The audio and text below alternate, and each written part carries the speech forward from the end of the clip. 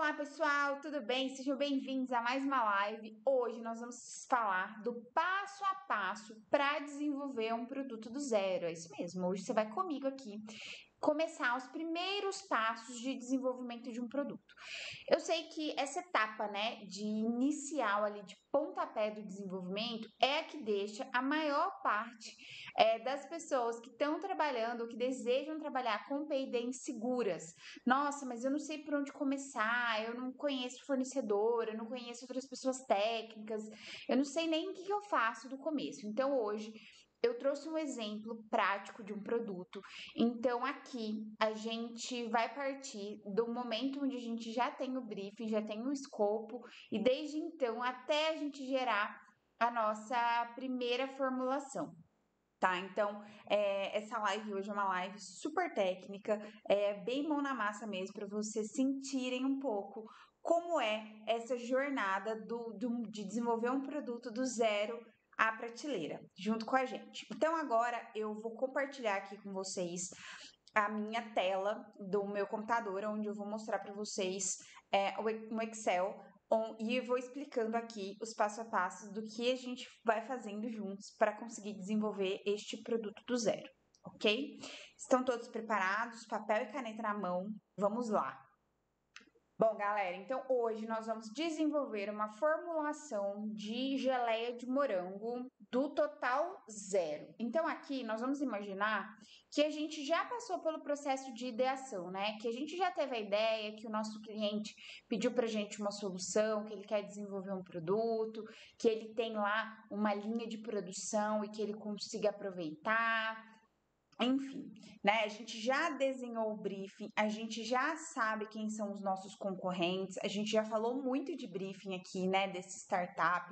Então, tem outras lives, outros conteúdos aqui onde a gente fala bastante de briefing. Então, aqui a gente supõe, né, que a gente já tem o nosso briefing, que a gente já sabe quem são os nossos concorrentes, que a gente já sabe qual que é o preço que a gente quer, né? Qual que é o nosso público-alvo, tudo isso já foi mapeado aqui no briefing. Então, essa aqui, gente, é uma jornada, né, de desenvolvimento de um produto simplificado, um processo simplificado. Óbvio que cada etapa dessa, ela abre em outros fluxos, né? Onde a gente vai, na jornada do zero à prateleira, onde a gente vai destrinchando isso aqui aos poucos, né? Para que vocês vão entendendo ali cada etapa, porque cada etapa dessa, ela é um universo, algumas mais simples, outras mais complexas.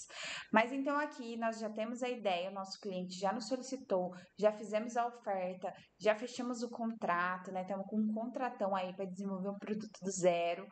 Já temos o briefing, já entendemos quais são as nossas necessidades, quais são os nossos concorrentes, o que a gente quer, né, de produto.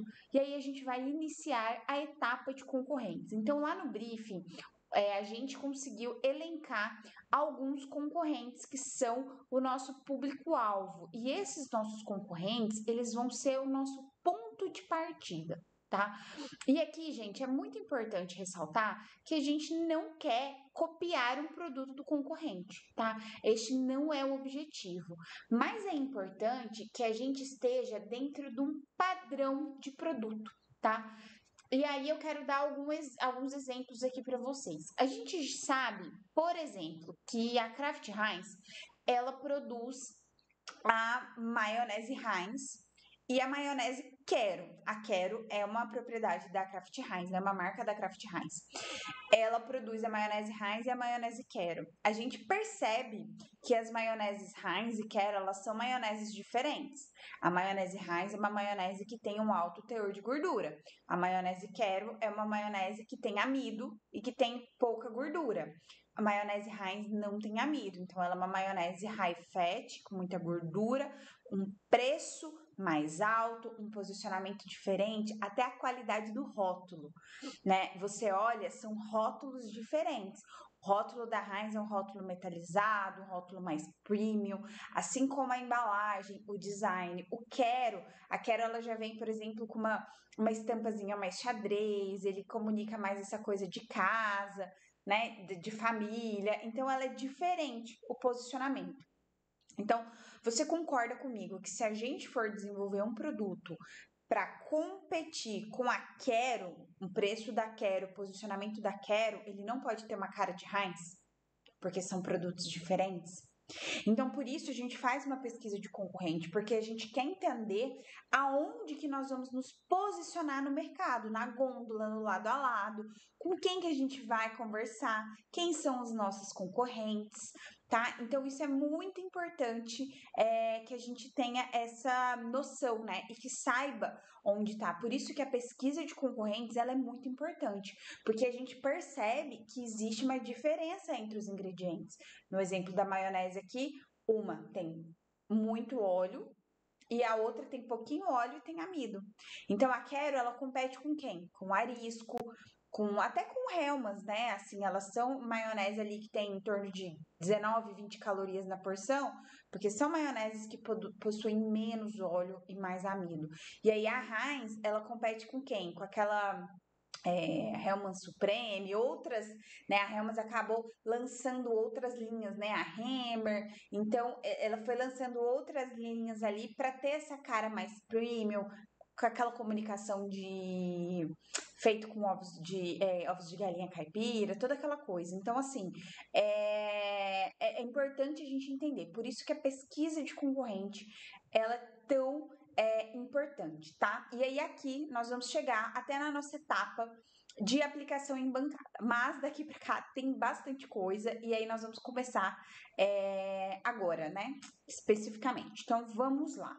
Então aqui a gente vai fazer uma etapa que é a análise de concorrente online. Então nós já temos no nosso briefing a lista de quem são os nossos concorrentes, porque é importante que né, que a gente tenha noção de quem são os nossos concorrentes para a gente saber qual é o posicionamento que a gente quer. Então a gente parte para uma primeira análise de concorrentes, que é uma análise de concorrentes online, tá? Isso aqui, gente, eu peguei tudo de dados da internet, tudo da internet. Eu não fui, né, não precisei ir ao mercado. E aí, a segunda etapa é uma análise de concorrentes física, onde a gente compra esse produto e faz uma degustação dele, um por um, a gente entende se tem pedaço de fruta, se não tem, qual que tem mais, qual que tem menos, enfim.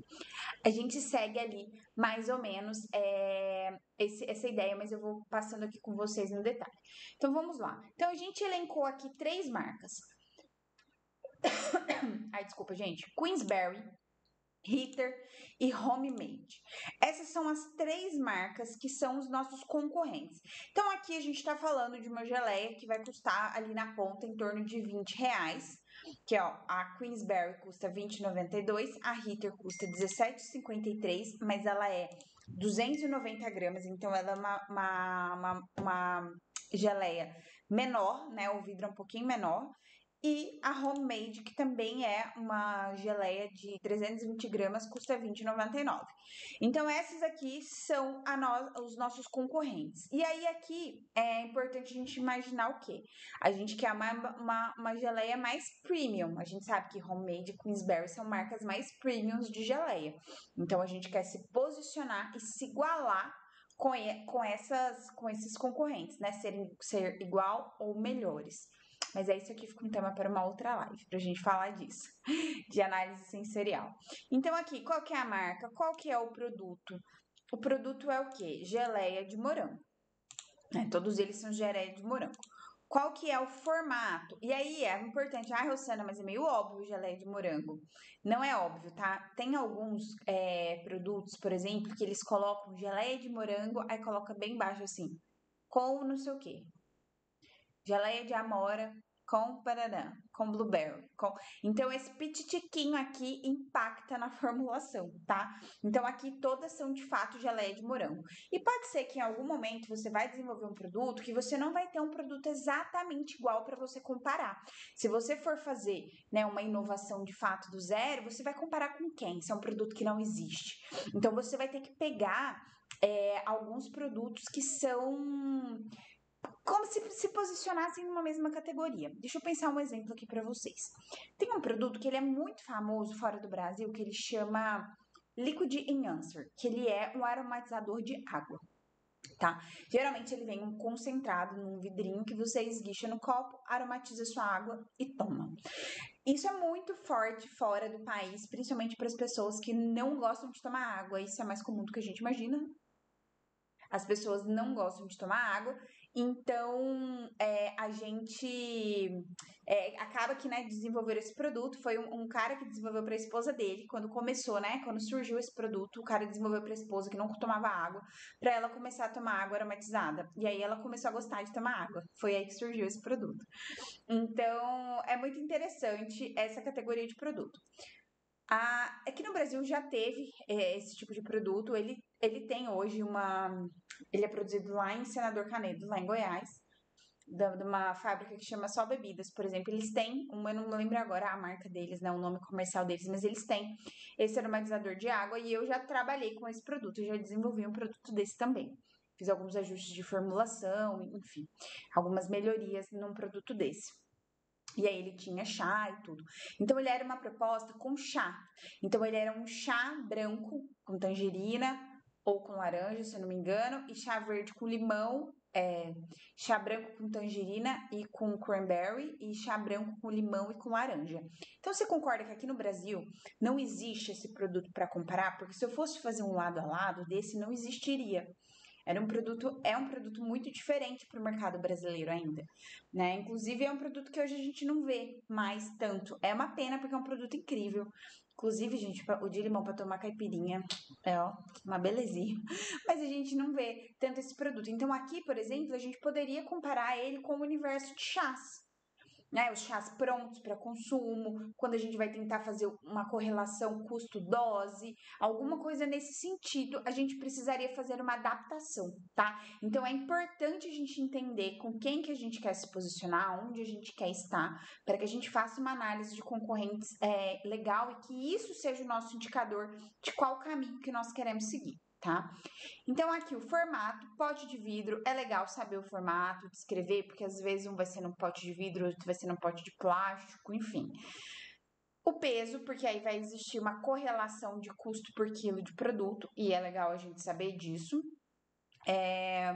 E os ingredientes. Aqui tá o nosso ouro, né? Ele vai estar aqui, para esse produto, o ouro vai estar aqui nessa linha número 8. Alergênicos, nenhum deles tem alergênicos, isso aqui é importante. Então, se essa é uma categoria que comumente não possui alergênicos na sua declaração ali de ingredientes, como contaminação cruzado com alergênicos, talvez isso seja um indicador de que, se eu tiver alergênico no meu produto, eu não vou conseguir me posicionar aqui, tá? Porque isso vai ser um excludente, porque os consumidores dessa categoria já estão habituados a não terem esse tipo de contaminação no produto, tá? E aí aqui eu planilhei as tabelas nutricionais deles, e já tá na tabela nova, exceto aqui o homemade, que eu não achei a tabela nova, então eles declaravam só, né, a tabelinha antiga, carboidratos e energéticos, e o resto aqui era tudo, não tinha quantidades significativas, mas a gente sabe, né, que hoje abriria a parte dos açúcares aqui, obrigatoriamente, né? Mas pra gente agora isso não vai ser importante. Então aqui eu gosto de colocar uma foto do produto, uma cara pra gente olhar o rótulo, né? Entender. É um frasco, esse frasco aqui é um frasco exclusivo, você não vê nenhum outro produto além da marca Queensberry com ele. Então isso traz uma sensação de premium, né? Uma visão ali de um produto exclusivo. Essa da Ritter já é um produto mais comum. Esse potinho aqui de vidro é um potinho comum, você consegue comprar ele, né, facilmente. Da Homemade também, né? Ele parece uma panelinha, bem bonitinho esse vidrinho. E ele ainda tem essa alcinha de metal que traz um charme, né, pro produto. E ele tem bem essa carinha mesmo de caseiro, com esse xadrezinho aqui na tampa, né? Enfim. Todos eles possuem selos, né? Esse selo ele vem acoplado aqui no rótulo, então é um selo que ou ele vai por baixo do rótulo, ou ele é grudado no rótulo. Em geral, ele vai por baixo, então você sela, depois você rotula. Isso garante que não tenha nenhuma violação. Aqui a tampa é de metal e a gente tem um vácuo aqui, né? Esse produto é embalado a quente. E aí gera um vácuo essa tampinha de metal. Então a embalagem primária de todos eles são pote de vidro metálico com tampa. Importante, existem algumas geleias que a gente vê hoje que são embaladas em potes de plástico, mas ele é um produto com uma capacidade calorífica muito grande, né? Muito alta. Ele é um produto que você invasa muito quente, ele demora a esfriar. Então, embalar numa embalagem de plástico, você tem que garantir que não haverá nenhuma deformação na embalagem ou nenhuma migração de compostos ali, porque esse é um produto que tem uma atividade de água, ele é um produto que tem uma acidez elevada, então ele tem alguns detalhes na parte de migração de produtos, tá? Para vidro a gente sabe que ele não tem, né? Que é inerte, o vidro não transmite nada, e essa tampa metálica ela tem um verniz ali por dentro que ela vai proteger essa camada do alumínio, né, que é uma tampa de alumínio do produto para não ter contaminação da tampa para o produto. Então ela tem esse verniz, né? É um verniz que é testado e validado. E aí, quando você for desenvolver sua embalagem, eu vou dar um spoiler aqui da embalagem, você vai validar a migração do verniz e não da tampa. Tá? É assim que a gente faz, para a gente garantir que não vai ter nenhuma contaminação. Secundária ele não tem, no caso já iria para uma terciária, que é uma caixa de embarque, e qual que é o tipo de produto, alguma característica, enfim, aqui eu coloquei que é rótulo de papel com selo, todos eles são rótulos de papel com selo. E aqui, gente, esse tipo de planilha é um tipo de planilha que a gente manda para vocês, porque ele é uma ideia, não que você tenha que usar essa planilha dessa forma. Para cada tipo de produto, a gente adapta, tá? Então, ela é totalmente editável, a gente disponibiliza tudo editável para vocês adaptarem, utilizarem conforme a necessidade. Mas aqui é um ponto de partida, né? Porque às vezes a gente vai desenvolver alguma coisa, a gente fica meio perdido se você começar do zero, mas depois que a gente tem alguma coisa, nós vamos fazendo melhorias, né? Ajustando.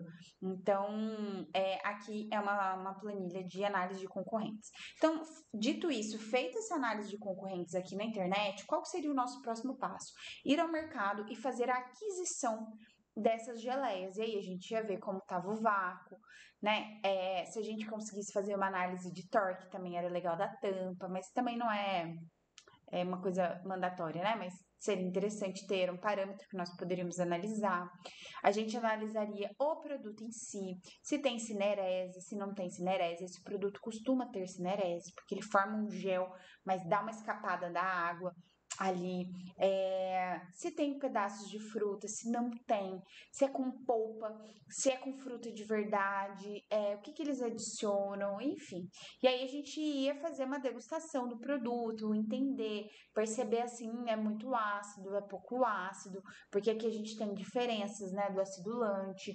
Então, isso tudo a gente iria captar ali na nossa análise sensorial, tá? Que é o que a gente faria aqui no próximo passo, que seria uma análise de concorrente física, onde a gente compra o produto e analisa. Então, vamos para a parte da formulação. Pensando que assim, Rossana, eu tenho zero conhecimento de geleia, nunca fiz geleia. E aí, aqui, eu vou fazer como se eu não tivesse nenhum conhecimento de geleia, o que eu faria, tá? Então, vamos lá. Aqui tem os ingredientes que eu peguei dos rótulos. Eu transformei esses ingredientes na ordem. A gente sabe, obviamente, que a ordem dos ingredientes que aparecem no rótulo é do maior para o menor. Então, é importante essa informação. Então, aqui eu digitei todos os ingredientes de todas as marcas. E aí, aqui vai trazer algumas informações importantes pra gente. Em amarelinho, nós temos o morango. Então, nós sabemos que morango é o primeiro item da lista de ingredientes de todos eles. Logo, provavelmente será também da nossa geleia. Vou chamar ela de geleia Alimentec. Não é uma marca muito bonita para produto, né? Mas vamos lá. Aqui a gente tem algumas marcas que tem polpa ou que tem blend de outros produtos. Então, isso tudo a gente já sabe aqui que a fruta, a nossa base aqui é morango. Então, aqui a gente começaria com morango. Em azul, nós temos o quê? Fontes de açúcar. Quais são as fontes de açúcar que a gente tem aqui? Queensberry trabalha com açúcar, açúcar mesmo. Ritter trabalha com suco de maçã. Isso aqui, gente, é açúcar, né, disfarçado de suco de maçã. Na verdade, o suco de maçã, ele tem a função de ser o açúcar dessa formulação, tá? Então, ele é o açúcar, eu considero ele aqui açúcar. A Homemade tem açúcar e tem xarope de glucose. Então, os dois itens eu também considero açúcar, então é o que tá todo mundo em azul. Então, o próximo item aqui seria açúcar.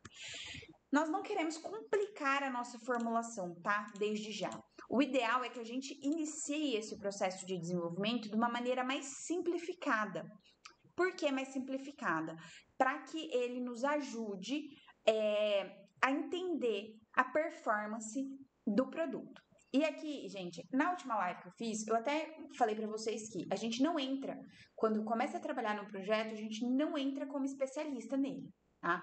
Mas a gente sai especialista. E como que a gente sai? Conhecimento adquirido, fazendo teste, estudando, conversando com as pessoas, seguindo o nosso método, né? Que a gente vai dizer o que você vai fazer, qual que é o próximo passo. Mas isso tudo vai ficando na sua cabeça. Então, você vai sair dali um expert nesse produto, tá? Mas aqui é importante também a gente ressaltar que precisa existir, né, um interesse e uma responsabilidade por parte da pessoa que está desenvolvendo, porque você precisa ter este zelo, este cuidado no desenvolvimento do produto, de se interessar, enfim, tá? E ir atrás do produto.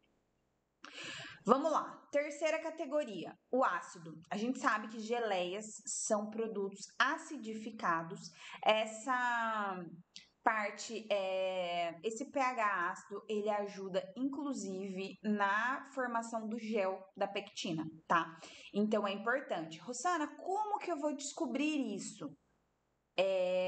Conversando com o seu fornecedor de pectina, tá? Inclusive aqui, ó, eu peguei dosagem de pectina 1,5% e dosagem de sorbato 0,1%. Rosana, de onde você tirou isso? Da sua cabeça? Não, do Google, tá? Eu fui lá no Google e coloquei dosagem de sorbato de potássio de 0,1 a 0,3. Aqui, gente, nós estamos começando nossa fórmula, tá? Então, eu vou colocar 0,1 de sorbato, que ele vai ser o antimicrobiano ali, ele vai evitar, né, de ter crescimento microbiológico. É obrigatório ter o sorbato? Não é. Temos fórmulas aqui que não tem. Por exemplo, a Queensberry não tem o sorbato. O que isso impacta? Que a gente precisa pensar. Se o sorbato ele é um conservante que ele vai evitar o crescimento microbiológico, a gente tem 2 concorrentes que tem e um que não, provavelmente existe uma diferença tanto em processo deles, quanto em qualidade do produto, no sentido de ter um shelf life maior, tá? Você não precisa obrigatoriamente utilizar sorbato em geleia. Você vai utilizar se você quiser garantir um shelf life um pouco maior, porque a geleia, por ela ter muita água, se tiver algum problema ali no invase, alguma coisa, ela pode criar mofo, enfim. Então, aqui é você entender qual que é o nível de criticidade. Eu, por exemplo, eu acho que eu não usaria, se eu fosse começar uma geleia, eu não usaria o sorbato. Talvez no estudo de shelf life eu identificaria essa necessidade, mas a princípio eu não utilizaria, tá? Mas a gente pode usar se quiser. E aí, aqui, a decisão que você vai tomar é uma decisão um pouco técnica, com base no processo que vai acontecer e com os seus fornecedores. Eles vão te ajudar, tá? Pectina. Qual que é a dosagem de pectina? Pectina, ele é um produto naturalmente presente em frutas ácidas, na casca da maçã, se não me engano, tem também bastante pectina. Tem várias frutas que possuem pectina, então eles extraem, fazem um pozinho branco aqui.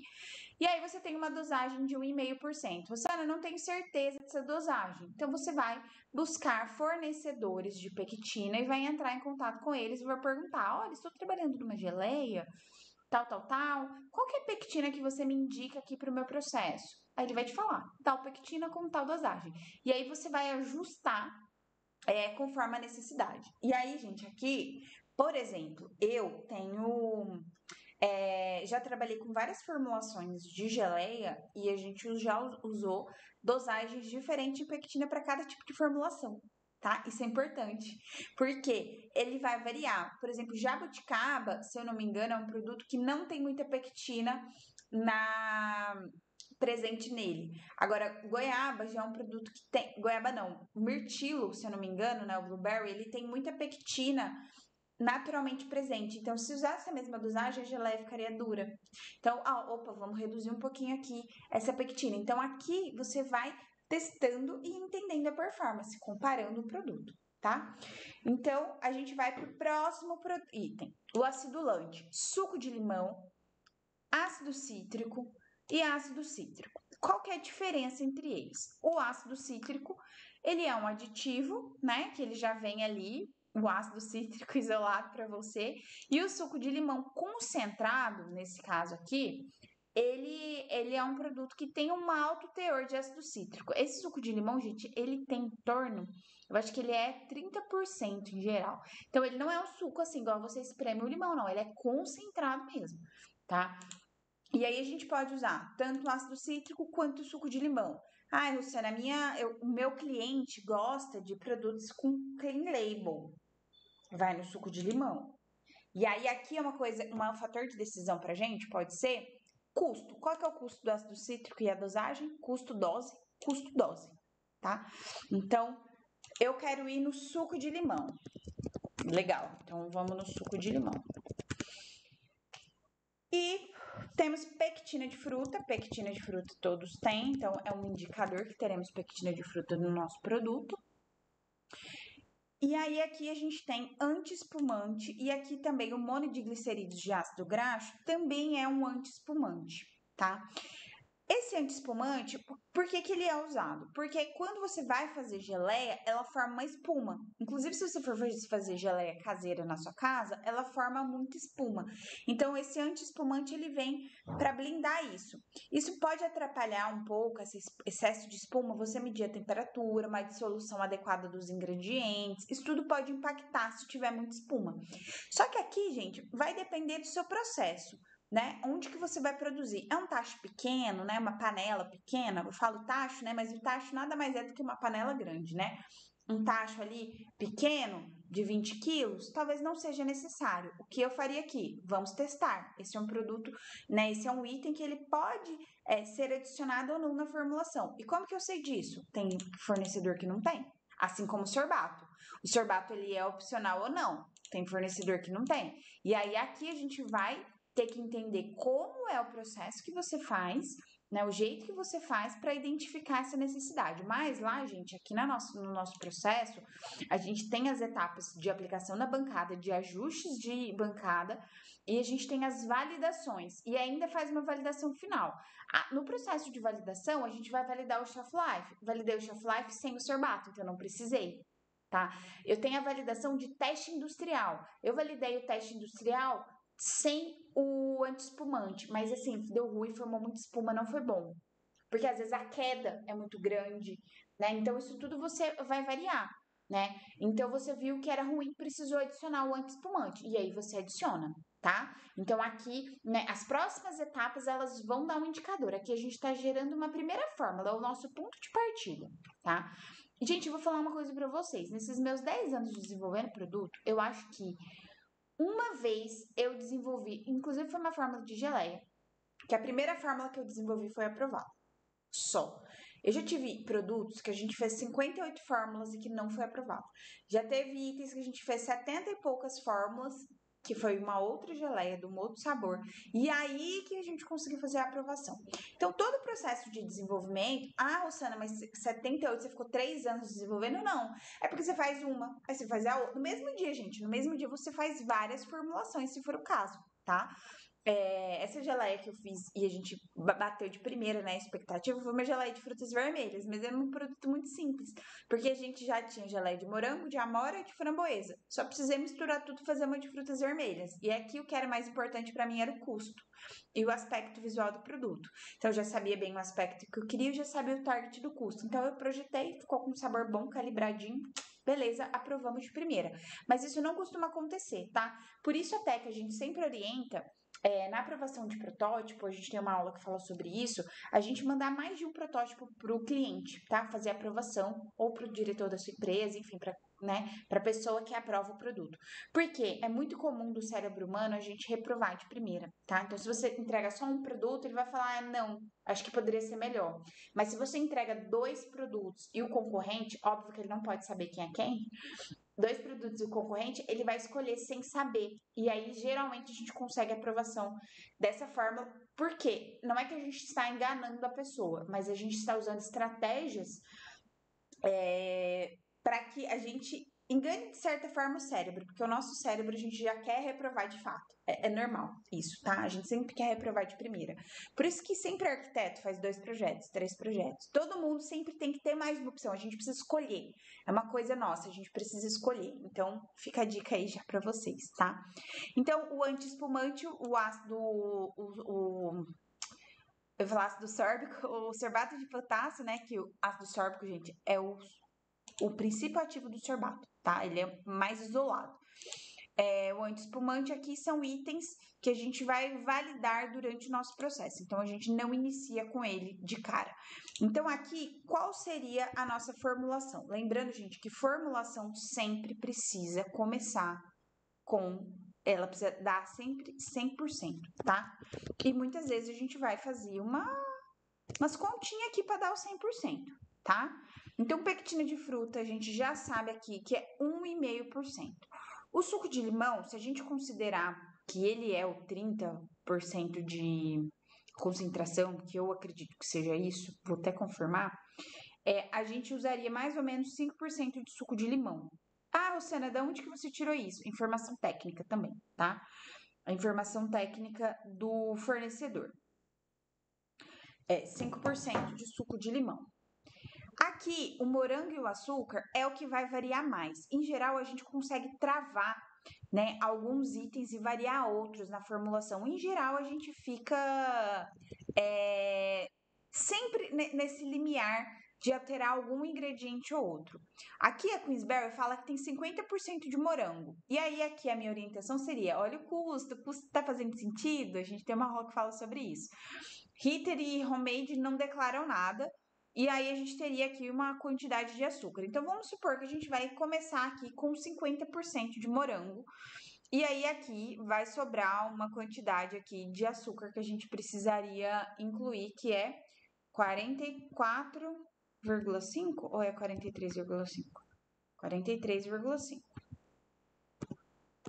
Cabeça de engenheiro. Deu aqui 43,5, mas tá faltando aqui um elemento importante chamado água. Então, a água, porque 43 de açúcar talvez, né, ficaria muito doce. Então, vamos dizer aqui que a gente vai baixar isso aqui para 23,5. Rosana, de onde que você tirou esse 23,5? Por que não 13,5? Aqui, gente, eu tirei de pesquisas na internet, de fórmulas de receitas de geleia, tá? Quando você dá um Google aí e vai entender sobre receitas de geleia, você vê que mais ou menos é essa proporção que eles adicionam, tá? Geralmente é 2,5 xícaras de açúcar. 2,5 xícaras. Cada xícara de açúcar tem em torno de 10 gramas. Então, dá mais ou menos isso, tá? Aqui é uma ideia para vocês de formulação. Com base nisso aqui, a gente consegue, gente, sair da formulação zero. E aí, obviamente, a gente vai ter as etapas de ajuste de formulação. Quais são esses ajustes de formulação? Você vai aplicar isso aqui e vai ver assim, Rosana, faltou doce. Então, talvez você possa diminuir um pouquinho o morango, aumentar o açúcar. Às vezes você vai fazer algum ajuste e falar assim, nossa, mas tá faltando aquele ácidozinho da geleia. Então, você poderia fazer uma adição de suco de limão, um pouquinho mais. Ah, o produto ficou muito molenga. Então, será que nós precisamos fazer uma adição de pectina ou uma correção do pH para melhor ativação da pectina? Isso tudo, gente, vai acontecer ao longo do processo, tá? Onde você vai desenvolvendo ali as formulações. É natural que a gente tenha que fazer várias formulações, tá? Produtos vão ser desenvolvidos com uma formulação, duas, é raro acontecer, mas produtos vão ser desenvolvidos com 50, 60, enfim, várias formulações, tá? A gente tem que ir fazendo até ajustar. E aí, quando a gente fala de equipamento, o que a gente precisaria para desenvolver este produto? A gente precisaria de uma balança, e uma panela, e um fogão, e uma colher para mexer. Às vezes a gente imagina que uma estrutura de P&D é uma estrutura muito robusta, que a gente tem muitos equipamentos e muitas coisas, mas às vezes não, tá? E eu vou contar uma história para vocês agora. Então aqui, gente, partimos, falamos do escopo, do que a gente tem, fizemos uma análise de concorrente e partimos do zero até a nossa primeira formulação de produto. Identificamos ingredientes até a nossa primeira formulação de produto, tá? Com base nessa formulação, a gente vai gerar novas formulações, fazendo os ajustes de formulação, que são ajustes que a gente vai fazendo conforme a necessidade do produto. E aí, se aqui a gente quisesse ter um produto mais disruptivo, um produto diferente, funcional, com adição de fibras, enfim, a gente poderia encaixar isso aqui agora, neste item, mesmo fazendo essa análise de concorrente, que é o exemplo que eu dei lá do Liquid Enhancer, né? Então, assim, a gente começa por aqui, e aí a partir dali a gente vai tendo as próximas etapas de validação, ajuste, validação, ajuste, validação. Lá na frente a gente poderia identificar a necessidade do anti-espumante na validação industrial, ou a necessidade de adicionar o sorbato quando a gente vai fazendo o nosso estudo de shelf life. Mas aqui é para vocês entenderem, né, como a gente sai do zero e vai até a primeira formulação, tá? E aí, depois nós temos todo o processo lá para frente de desenvolvimento de produto do zero. E aí, gente, quando a gente fala de equipamento, muitas vezes a gente pensa que a gente precisa de uma superestrutura, e não precisa. Quando eu trabalhava lá na Kraft Heinz, o laboratório era muito simples mesmo. A gente tinha um fogãozinho elétrico que a gente colocava em cima da bancada, algumas panelas, e as colheres e uma balança. Era isso que a gente tinha, e o liquidificador. Com isso, nós conseguimos desenvolver maionese, conseguimos desenvolver molho de tomate, conseguimos desenvolver vários tipos de produto numa estrutura simples. E eu lembro que o meu sonho era ter um Thermomix, que Thermomix é um produto, se vocês já viram, é um equipamento de casa mesmo, ele é vendido para você ter na sua casa. E ele faz molhos, ele faz geleias, ele faz pão, ele faz um monte de coisa assim, sozinho. E era meu sonho ter um P&D, ter um negócio desse. E eu não tive, né? A maior parte eu não tive, a gente fazia na mão mesmo ali. E aí, quando a Heinz teve uma super expansão do departamento de P&D, eu já tinha saído de lá e foi muito legal, tinha um laboratório muito lindo, muito incrível. E aí o gerente na época era meu amigo, me mandou uma foto. Ele falou assim, olha aqui, ó, nossa, agora vocês têm, né, este equipamento maravilhoso, mas ele era meu sonho quando eu tava aí. Porque fazer molho de tomate, ele espirra um pouco, é meio chatinho, né, de fazer molho. Porque ele tem que ficar 10 minutos ali no cozimento, enfim. Mas é muito legal quando a gente vê, né, esse processo. Então, a gente consegue fazer desenvolvimentos, grandes desenvolvimentos de produtos com uma estrutura enxuta, tá? É possível, sim, fazer produtos de qualidade. Então, a live de hoje a gente encerra por aqui. Espero que vocês tenham gostado, que tenham aproveitado. Deixem aqui nos comentários se vocês têm perguntas sobre esse processo, que eu volto depois para responder. E se quiserem também deixar uma sugestão de temas para a gente gravar próximas lives, pode deixar aqui que eu gravo para vocês. E aproveitando, gente, as nossas matrículas estão abertas, tá? A gente tem algumas vagas remanescentes, porque algumas pessoas geram boleto, às vezes não pagam, então acaba que geram algumas vagas, a gente tem um número limitado, mas a gente ainda tem essa possibilidade de ter você como aluno aqui no nosso curso, para você aprender tudo que você precisa para sair do zero até a prateleira com o seu produto, tá? Atendendo seus clientes ou melhorando os processos aí da sua empresa, a gente vai falar bastante disso, tá bom? Espero vocês na próxima. Até mais!